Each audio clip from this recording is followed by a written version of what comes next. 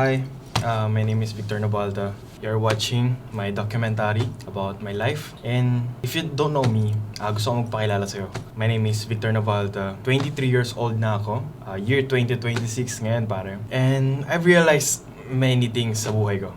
As I grow sa buhay ko, ang daming nangyari na mga opportunities. Yung mga opportunities na yan is blessing din sa akin. Pero we don't have assurance kasi kung tama pa ba or hindi na. There's things na umiikot sa isip ko kung ano ba yung purpose ko dito sa mundo. And someone, sinabi niya sa akin, if we are in the right track pa rin ng buhay natin, alam natin na maganda yung patutunguhan nito. But if we are in the wrong track, delikado. Either hindi mo alam yung purpose mo dito sa mundo or yan yung consequence ng mga decision mo ngayon.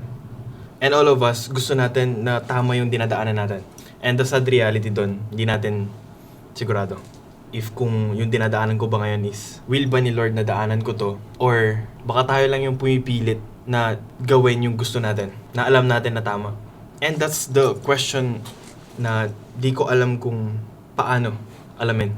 Because I have plans, I have personal plans, pero hindi ko alam kung tama ba yung mga plano ko.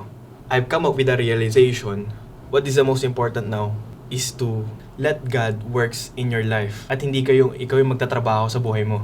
At that's how we can trust on the Lord and malalaman na nasa right track na tayo ng buhay if siya na yung nagmamaneho sa buhay mo.